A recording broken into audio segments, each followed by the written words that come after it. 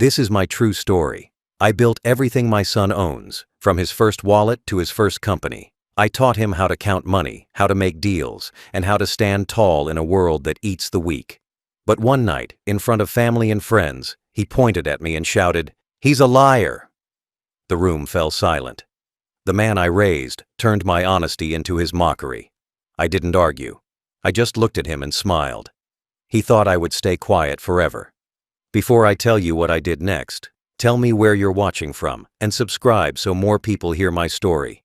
I gave him everything I never had. When he was a boy, I worked nights in a factory that never slept, coming home smelling of iron and oil so he could wear clean shirts to school. I taught him how to count, how to save, how to shake a hand and mean it. When he started his first business, it was my money that opened the doors. I signed papers I barely understood so his dreams could take shape. I sold my tools, my old truck, and even a piece of land that had been in our family for 50 years. Every sacrifice felt worth it because I thought I was building something larger than myself, a legacy that would carry my name through him. He used to call me his rock. He'd bring friends to the house and say, "That's my father, the man who taught me everything." I would smile, never needing thanks. Just seeing him proud was enough. I thought the years of struggle had meaning, that all the sleepless nights were seeds that would grow into respect. But time has a way of changing people, especially when money starts pouring in. The boy who once listened with patience began to interrupt. The man who once called me mentor started calling me old-fashioned. As his business grew, so did the distance.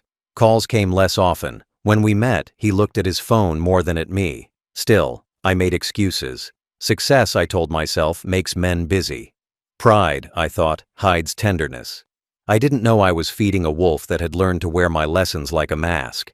Every dollar I invested, every piece of advice I gave him, became another reason for him to believe he'd done it all alone. When people praised him, he smiled like a man who had built his own empire from dust. When they mentioned me, he brushed it off, saying I'd only helped a little. That little was 30 years of my life. I built foundations while he built facades. I kept believing he would remember who helped him climb. But wealth has a way of dulling memory and sharpening cruelty. I remember one particular night when he came over after a big deal closed. He wore a suit that probably cost more than the car I was driving. He handed me a glass of wine and said, "We did it." For a moment, I believed him. Then, as I congratulated him, he said something small but sharp, a joke about how I could never have achieved what he did. It was a passing comment, coated in laughter, but it cut deeper than he realized. That was the first time I saw it. The arrogance behind the charm. But I stayed quiet. I didn't want to be the bitter father. I told myself humility was strength. I kept helping him, managing small things behind the scenes, paperwork, contracts, taxes, the boring parts of the empire no one claps for. I was proud even when he stopped saying thank you. My love for him blinded me to the shadow growing behind his success. When he began making bigger moves, I trusted his word like scripture. I co-signed new loans and guaranteed partnerships under my name because he said it was just formality. He used my credibility the way a man uses a bridge, to cross, not to care for. Every time I vouched for him, it was my name that sealed the deal. I thought I was giving him a head start. I didn't know I was handing him the weapon he'd later use against me. As his wealth climbed, his decency sank. He spoke differently, smoother, but colder. He smiled at strangers, but rolled his eyes at me. The boy who once asked for my advice now spoke to me like an employee. Still, I told myself it was pride, not cruelty. I thought time would humble him back into gratitude. I was wrong. The man I'd built began to believe he was self-made, and the father who had sacrificed everything became nothing more than a ghost he could insult without consequence. I gave him the knowledge, the network, the name, and the trust that built his world. But I didn't realize, trust is the most dangerous investment. When it breaks, it doesn't make noise like glass. It collapses in silence. And by the time you notice the cracks, the whole house is already sinking. It happened on a Sunday, a day that should have been quiet, Food, laughter, small talk, and family. The kind of day a father waits for when his bones ache and his years catch up with him. He'd invited half the town to a family gathering, a celebration of his company's 10th anniversary. There were banners, speeches, glasses clinking against one another. I wore my best jacket, one he'd bought me years ago before he grew too proud to notice what I wore. I stood at the back of the room, smiling as guests congratulated him, listening as they said what a visionary he was. Every compliment felt like it belonged to both of us, until he opened his mouth. He stood before the crowd, microphone in hand, confident and loud, dressed in his polished suit. I thought he might mention me, maybe thank the man who taught him how to balance a ledger and take a risk. But instead, with a half grin, he said, "You know, my father likes to tell people he helped me start this company. Don't believe him. He's a liar." The room erupted in laughter. I froze. My ears rang. I waited for him to laugh it off, to say it was a joke. He didn't. He turned toward me, his eyes cold, lips curved into a smirk, and said it again, clearer this time. "He lies. He likes to take credit for what I built." The laughter changed, softer this time, awkward. Some people looked away, some stared at me, unsure if they were witnessing humor or cruelty. I just stood there, gripping the edge of the chair in front of me, pretending to laugh with them, pretending it didn't pierce me like a knife. He moved on with his speech, bragging about investors and deals, about the hard work that made his empire. He spoke as if I was just an old man in the audience, not the one who gave him his start, not the one who signed the papers that saved his business in its first year. When it ended, people came to shake my hand, their eyes full of pity. Some said it was just a joke, others didn't know what to say at all. His wife smiled awkwardly, whispering something about how he'd had too much to drink. But I knew better. It wasn't the drink. It was pride, the kind that rots a man from the inside and makes him think that power equals truth. I left before dessert.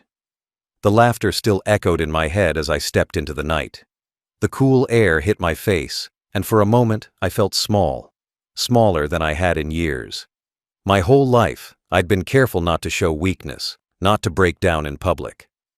That night, I almost did. My chest tightened, my throat burned. I had given him everything, and in front of strangers, he reduced me to a punchline. I walked home slowly, every step heavier than the last. I replayed his words again and again, wondering what part of me had failed as a father. Did I teach him wrong? Was kindness mistaken for stupidity? Somewhere between raising him and rescuing him, I had lost the respect that should have come naturally. When I reached my house, I sat in silence for hours. I didn't cry. I just stared at the wall, hearing his voice. He's a liar. Over and over. The more I thought about it, the more it changed. The insult turned from pain into clarity. The word liar came from his mouth, but I realized something. Men who live dishonestly always accuse the honest ones first. His outburst wasn't random. It was fear wearing arrogance. Somewhere in his world of numbers and deals, he was hiding something. I could feel it. That night, I decided not to shout or demand an apology. Instead, I promised myself something quieter, stronger. I would find the truth he was trying to bury. I would let his own lies destroy him. The same people who laughed at me would soon see who the real liar was. He thought the word liar would humiliate me. He didn't know it was the spark that would burn his empire to the ground. That night changed something in me. Not loudly, not all at once. It was a slow shift, like a gear turning inside, silent but unstoppable. I didn't shout or throw things.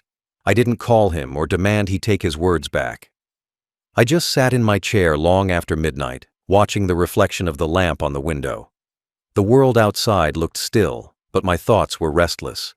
The word liar hung in my mind like smoke that wouldn't clear. For years, I had accepted his arrogance as immaturity. But this time, it wasn't immaturity. It was cruelty, born from confidence, the confidence of someone who believes he cannot be touched. The next morning, I woke early, out of habit more than purpose. My back hurt, my hands stiff from age, but I moved through the motions. Coffee, quiet breakfast, silence. No calls from him, no apology, no trace of regret. He carried on as if nothing had happened.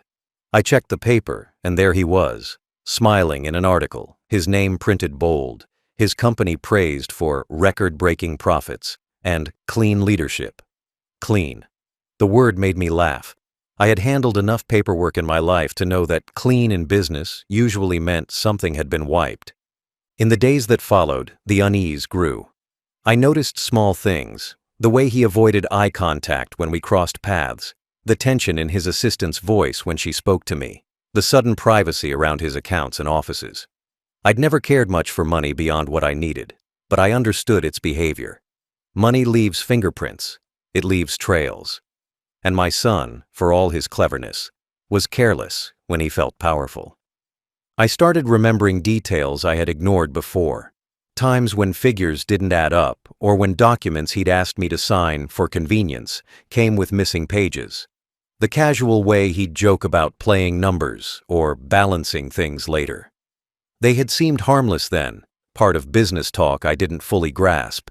But now those memories came back sharper, clearer.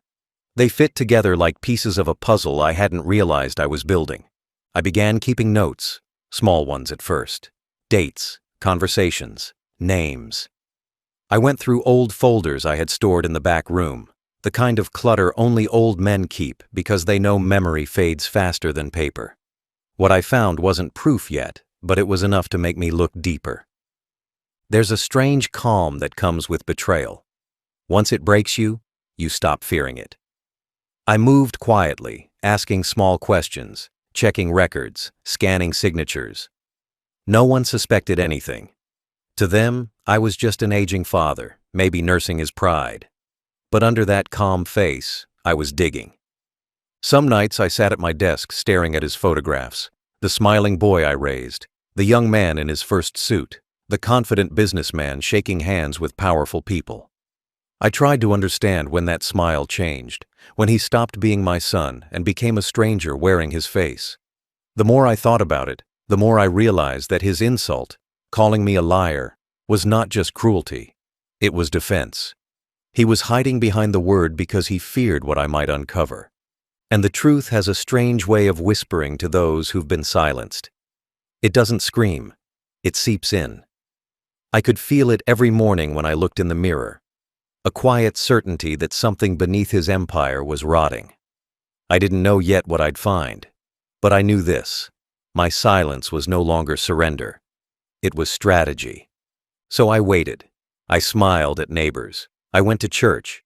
I called him once in a while, spoke kindly, pretending nothing had changed. Let him believe I was harmless. Let him relax.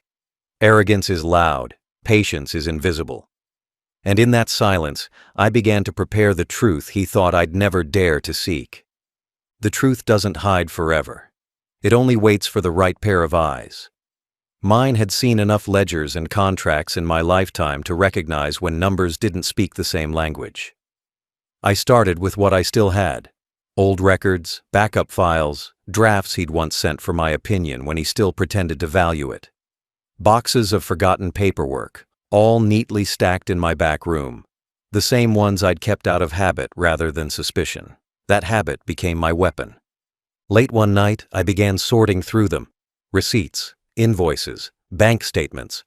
I saw transfers between his accounts that shouldn't have existed, names of shell companies I didn't remember him mentioning. Some were registered in places that made no sense for the kind of work he did. Offshore, hidden, layers on layers. I circled dates, highlighted amounts, wrote small notes in the margins. What started as a simple search for peace turned into the anatomy of deceit. Every discovery brought a strange calm. Not satisfaction, but confirmation. He had called me a liar to distract the world from his own lies. His empire wasn't built on skill or strategy. It was stitched together with theft and arrogance.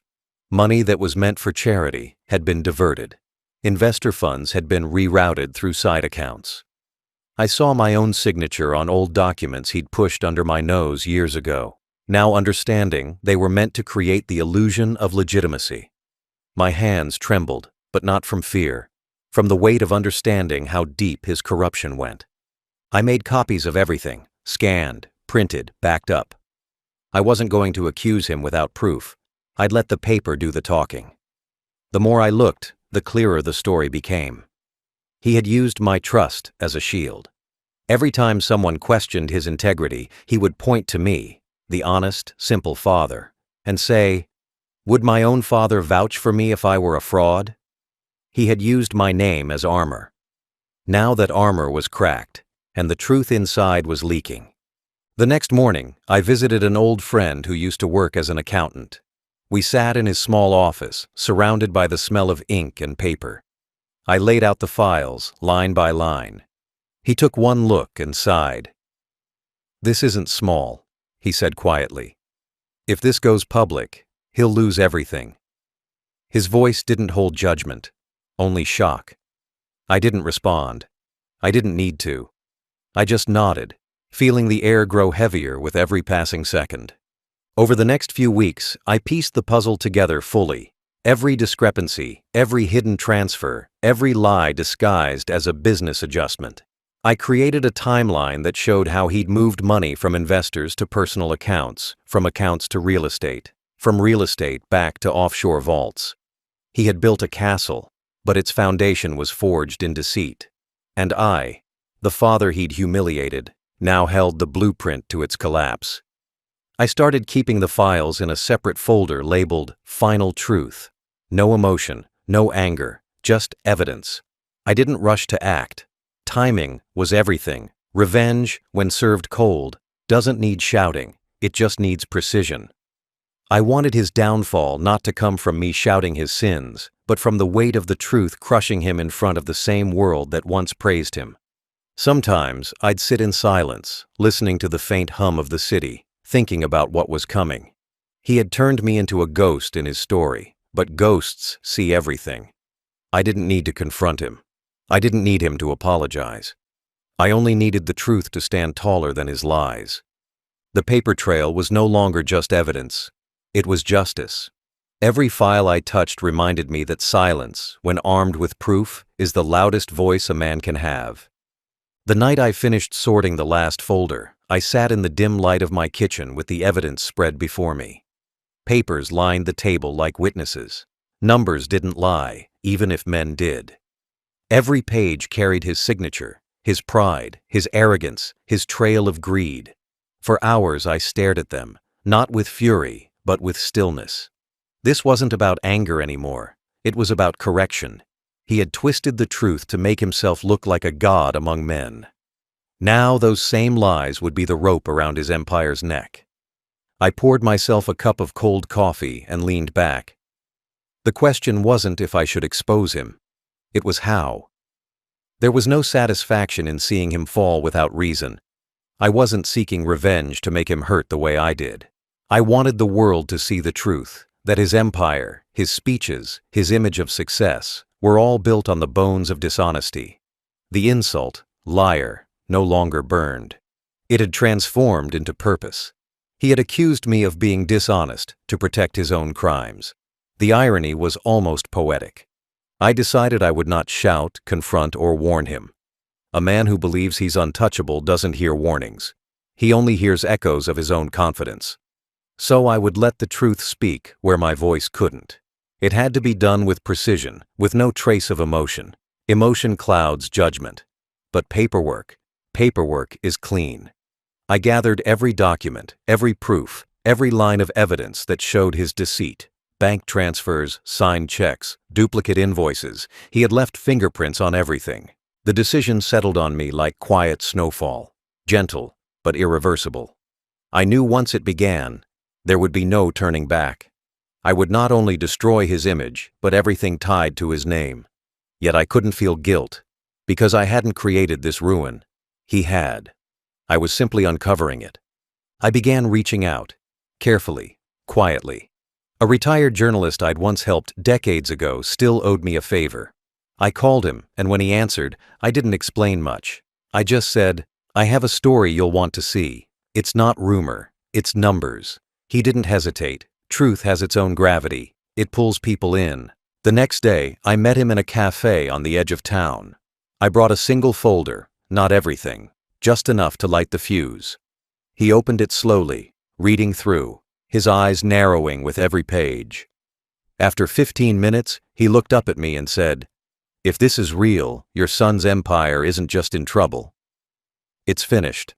I nodded once. "It's real," I said. My voice was steady. My hands didn't shake.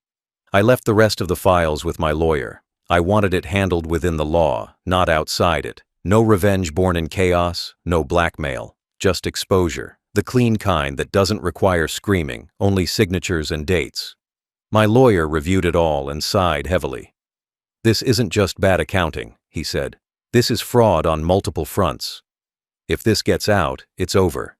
That was the point. For years, I had lived under the shadow of the man I raised, a man who had used my silence as permission. But now, the silence was turning against him. I didn't need to fight him in his world of words and power. I would let the truth, once hidden under ink and arrogance, walk into the light on its own legs.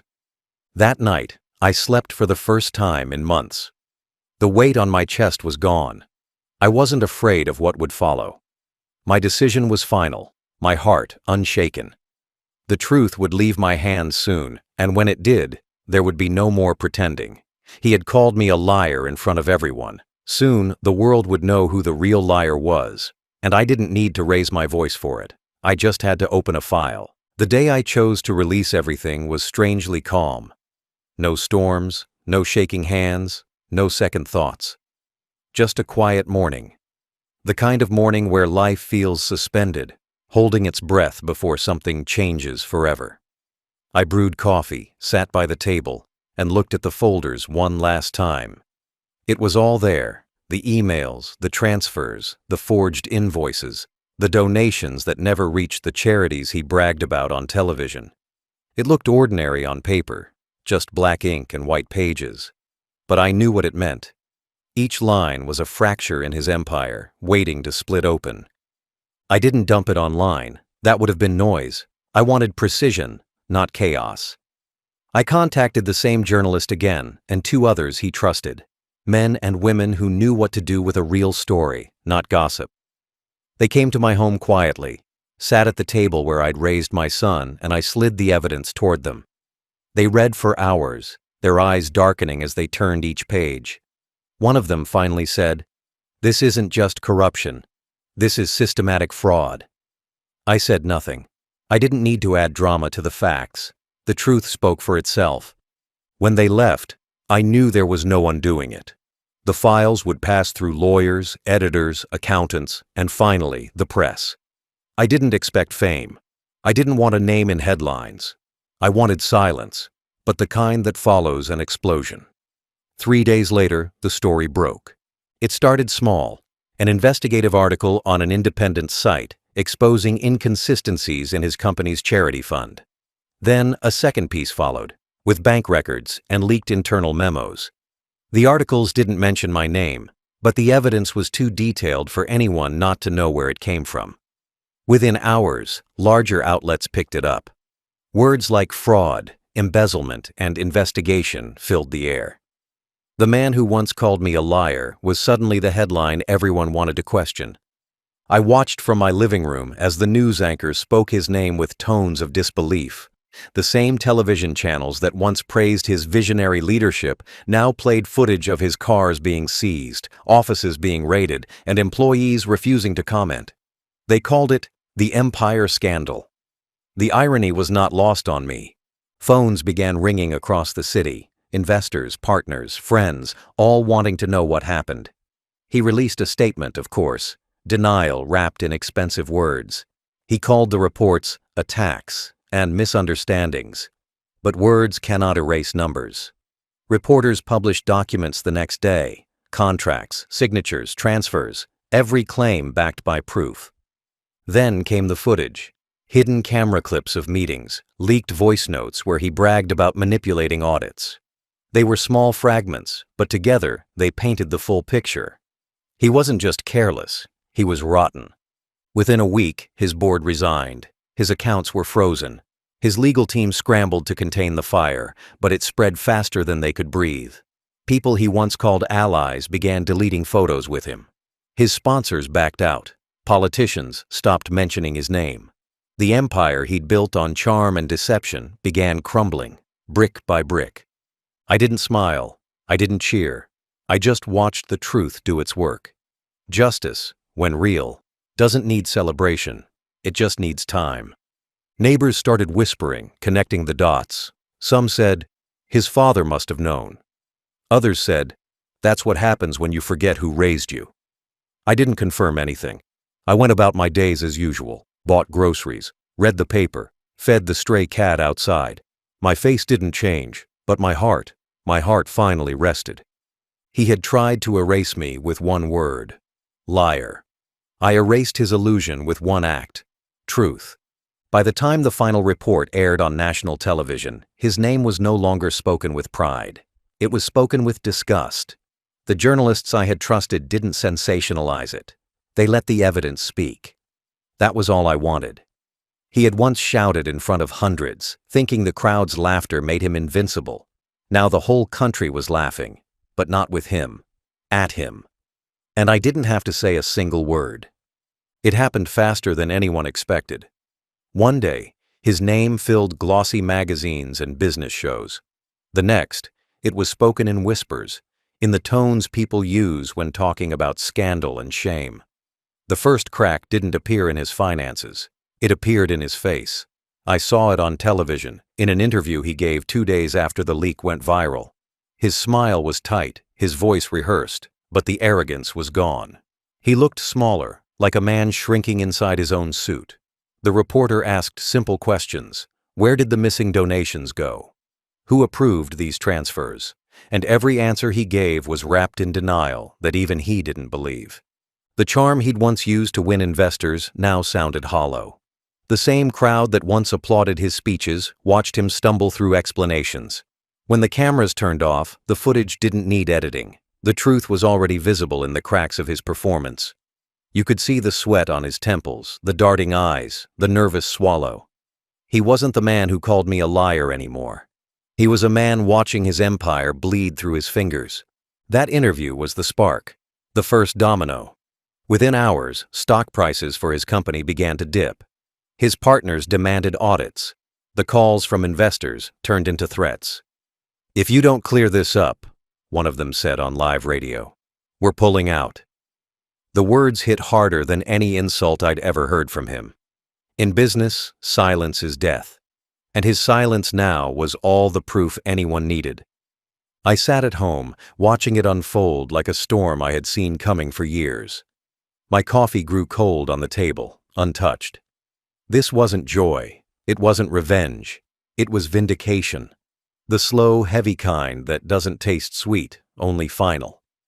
For years, he'd painted me as the old man who exaggerated stories, who couldn't understand modern business. Now, those same people who had once laughed along were calling him a criminal in suits. By the end of the week, he was summoned for questioning. The cameras followed him to the courthouse, flashes lighting up the pale strain on his face.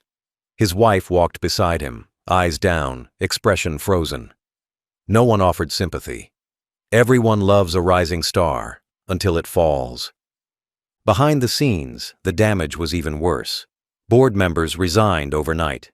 One partner publicly claimed they had been misled by falsified reports. The press ran with it, printing headlines that screamed betrayal, fraud, corruption. Sponsors vanished. The luxury cars, the private jets, the parties, all reduced to photographs of what used to be. Even his closest employees started leaking more documents to save themselves. The empire he had built began collapsing from within. I didn't call him. I didn't write. He had made his world without me. Now he could watch it crumble without me too. People around town started whispering my name again, not with pity this time, but with something like respect.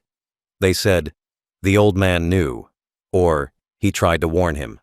I didn't correct them. Let them say what they wanted. Truth has its own way of resurfacing. One evening, I received a message, short, desperate, from an unknown number. It said, "Please. I need to talk. You don't understand what's happening." I deleted it. I had understood all along. He was learning what happens when you build your life on deceit and step on the hands that held you up. In the following days, news channels reported that authorities had begun freezing his assets. The investigation widened. Charities demanded restitution. Investors threatened lawsuits. He had spent his life chasing power, and now even the sound of his name carried weight only in police reports. And through it all, I stayed silent. Because silence, in the hands of the wronged, is not weakness. It's judgment. The first crack had become a fracture, and soon there would be nothing left to hold his empire together. He had called me a liar in public. Now, the whole world knew who the real liar was, and this time, no one was laughing. What began as whispers turned into headlines, and headlines turned into a storm. Within weeks, his empire, the same one he had once paraded like a crown, began to rot in front of everyone. The banks moved first. Accounts that had flowed with millions were frozen overnight. The cards that once bought him champagne and silence were declined in front of people he used to command. The image of success he had built with polished shoes and loud confidence cracked completely when the first news crew caught him shouting at a bank manager through a locked glass door. The video went viral within hours. The caption read, "The mighty falls." He tried to hold on. Press conferences, statements, denials, all useless. The proof was everywhere. Emails, documents, testimonies. The very foundation of his success had turned against him. His name, once printed in gold on office doors and donation plaques, became a warning. Magazines pulled his interviews, companies withdrew his sponsorships, and friends who had once clung to his success now pretended they barely knew him. I watched from my quiet corner, the same corner where I had once felt so small when he'd humiliated me. This time I didn't move. I didn't gloat. I just watched him face what he had earned. The more he tried to fight it, the worse it got. He called press conferences and blamed enemies and forged documents. But the evidence was clean, undeniable, documented line by line. Auditors confirmed it. Whistleblowers came forward. Even his employees, the ones he used to bark at, turned their backs. He had spent years building fear, not loyalty. Fear leaves fast when power fades. The government opened an official inquiry. His accounts were seized. The luxury cars, the mansions, the private office. Everything was stripped away piece by piece. He showed up to one of the hearings in a wrinkled suit, eyes hollow, hair unkempt.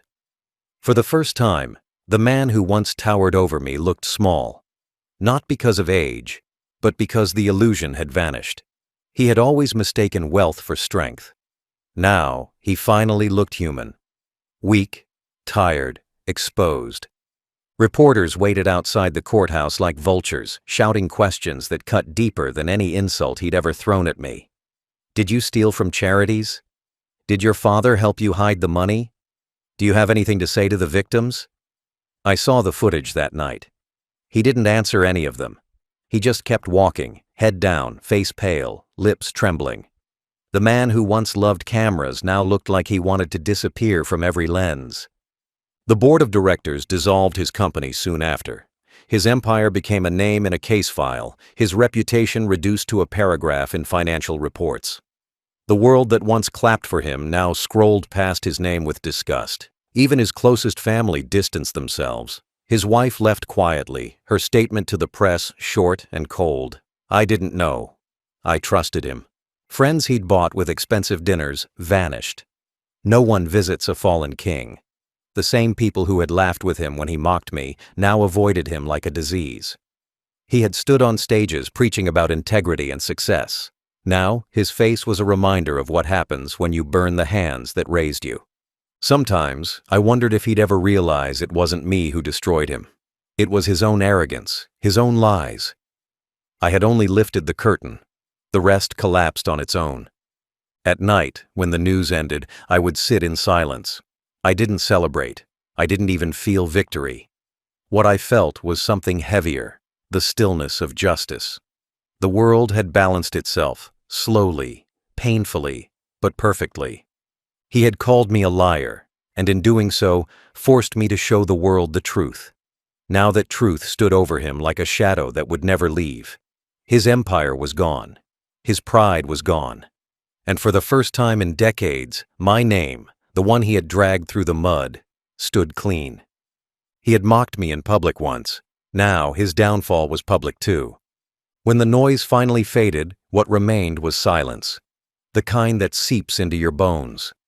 Justice had been served, but it didn't taste like victory. It was heavy, cold, and quiet.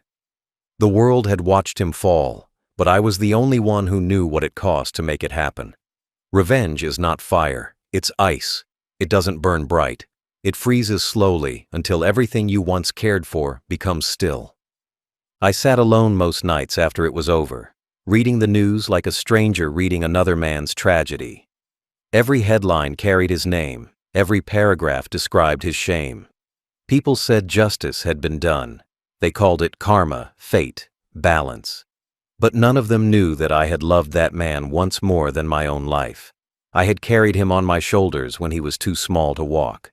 I had stayed awake at hospital beds, worried over school exams, celebrated his first job with tears in my eyes.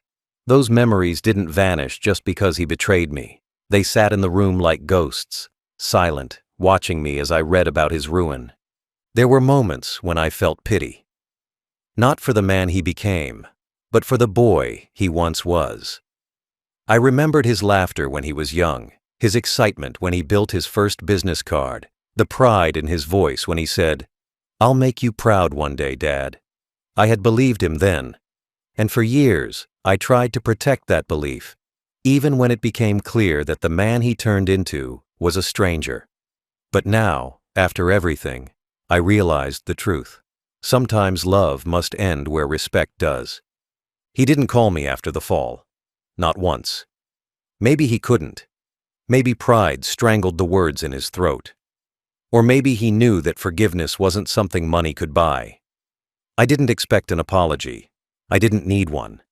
The apology had come in the form of silence, his empire gone, his name broken, his arrogance buried under the weight of his own lies.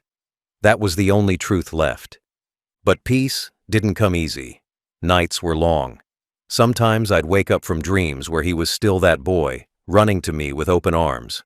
I'd sit at the window, staring at the empty street, trying to remind myself that justice had been done. Still, there was a pain that justice can't fix. The pain of knowing that blood turned against blood, that a father had to destroy his own son's world to reclaim his name. It's not a victory anyone should envy. Neighbors and strangers treated me differently now. Some called me brave. Others said I was cold. A few whispered that I must have enjoyed watching him fall. They didn't understand. I hadn't won anything. I had only stopped losing. For years he had taken from me respect, trust, dignity. Exposing him didn't give those things back. It only stopped him from taking more. The emptiness that followed wasn't triumph. It was peace, but the kind that hums with sorrow beneath it. I went through his old photos once, not the ones in newspapers, but the ones hidden in dusty albums. Him as a child, missing teeth, smiling wide. Him with his first paycheck, holding it up like a trophy. Him at his wedding, eyes bright and full of promise. I looked at those faces and wondered when exactly he stopped being my son and started being the man who called me a liar. I couldn't find the answer. Maybe it happened slowly, like rust on metal, invisible until it's too late. In the end, I didn't hate him. Hatred takes too much strength, and I had already spent mine. What I felt was something quieter, a grief that didn't cry, a sadness that just existed. He lost his empire, but I lost my family long before that. Justice had a price, and I paid it in silence. The story ended the same way it began, with silence. The difference was that this time, the silence belonged to me. I had carried humiliation on my back for years, pretending it was patience. I had swallowed his words like poison, thinking that endurance was love. But when he called me a liar, something inside me shifted forever. He thought that insult would bury me, but it was the shovel that uncovered the truth he'd hidden. I didn't destroy his empire. I only showed the world what he built it on: deceit, greed, and arrogance. The rest fell apart on its own. People ask if I regret it, if I ever wish I had stayed quiet, turned the other cheek, forgiven him for what he said. I don't. Because forgiveness is not owed to those who weaponize love. I gave him everything: knowledge, shelter, loyalty, and he used those gifts to build his throne of lies. My silence had become his comfort. Breaking it was the only way to survive. Truth isn't revenge, it's reclamation. And I reclaimed what he tried to take from me: my name. There are no winners in this story. He lost his empire, I lost my son. But only one of us chose that outcome. I didn't want his downfall, I wanted his honesty. When that failed, I gave him something greater: consequence. The same stage where he humiliated me became the place where the truth unveiled him. The same world that laughed with him learned to whisper in pity.